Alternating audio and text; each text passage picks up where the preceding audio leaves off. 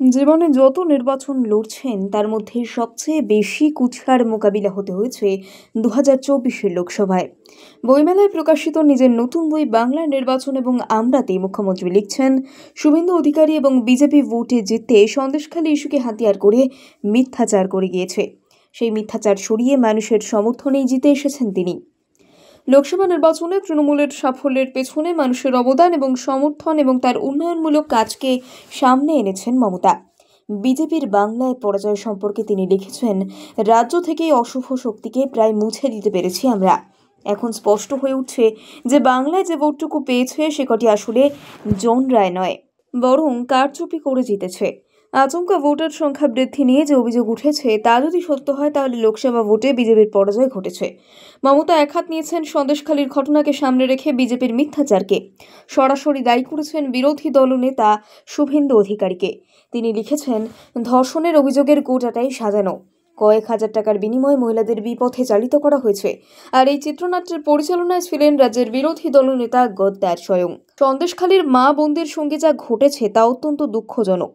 সন্দেশখালীর মা বোনদের সঙ্গে যা ঘটেছে তার জন্য হৃদয়ের অন্তঃস্থল থেকে দুঃখিত হয়েছিলাম আমি। তাদের আত্মসম্মান পদদলিত করে ভোটে জিততে চেয়েছিল বিজেপি।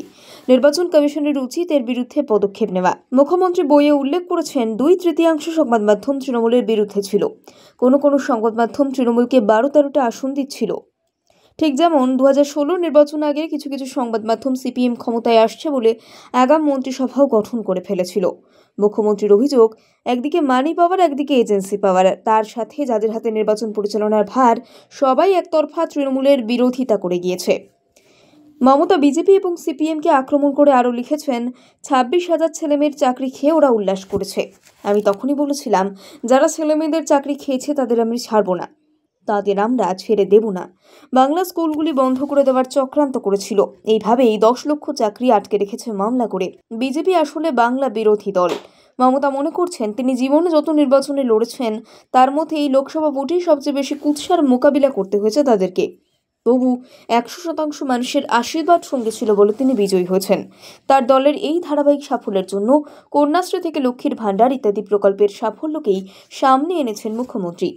পাশাপাশি তার লেখায় ফুটে উঠেছে বাংলার প্রতি কেন্দ্রের সীমাহীন বঞ্চনা। জীবনে যত নির্বাচন লড়ছেন তার মধ্যে সবচেয়ে বেশি কুৎসার মোকাবিলা হতে হয়েছে 2024-এর লোকসভায়। বইমেলায় প্রকাশিত নিজের নতুন বই বাংলার নির্বাচন এবং আমরাতে মুখ্যমন্ত্রী লিখছেন, শুভেন্দু অধিকারী এবং বিজেপি ভোটে জিততে সন্দেশখালী ইস্যুকে হাতিয়ার করে মিথ্যাচার করে গিয়েছে। সেই মিথ্যাচার সরিয়ে মানুষের সমর্থনেই জিতে এসেছেন তিনি। লোকসভা নির্বাচনে তৃণমূলের সাফল্যের পেছনে মানুষের অবদান এবং সমর্থন এবং তার উন্নয়নমূলক কাজকে সামনে এনেছেন মমতা। বিজেপির বাংলায় পরাজয় সম্পর্কে তিনি লিখেছেন, রাজ্য থেকেই অশুভ শক্তিকে প্রায় মুছে দিতে পেরেছি আমরা। এখন স্পষ্ট হয়ে উঠছে যে বাংলায় যে ভোটটুকু পেয়েছে সে কটি আসলে জন রায় নয়, বরং কারচুপি করে জিতেছে। আচমকা ভোটার সংখ্যা বৃদ্ধি নিয়ে যে অভিযোগ উঠেছে তা যদি সত্য হয় তাহলে লোকসভা ভোটে বিজেপির পরাজয় ঘটেছে। মমতা একহাত নিয়েছেন সন্দেশখালীর ঘটনাকে সামনে রেখে বিজেপির মিথ্যাচারকে। সরাসরি দায়ী করেছেন বিরোধী দলনেতা শুভেন্দু অধিকারীকে। তিনি লিখেছেন, ধর্ষণের অভিযোগের গোটাটাই সাজানো।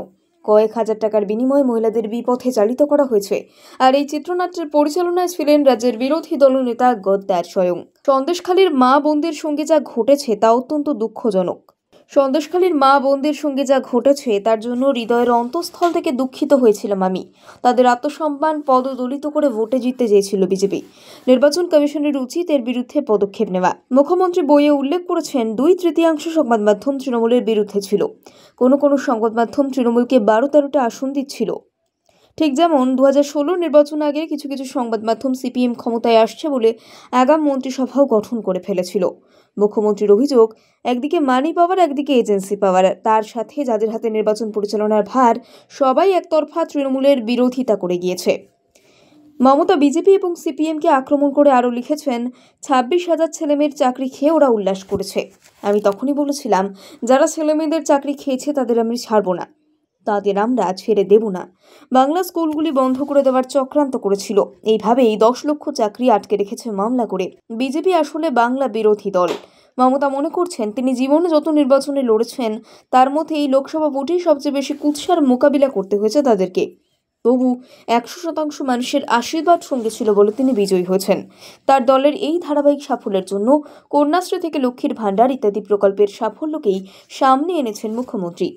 পাশাপাশি তার লেখায় ফুটে উঠেছে বাংলার প্রতি কেন্দ্রের সীমাহীন বঞ্চনা।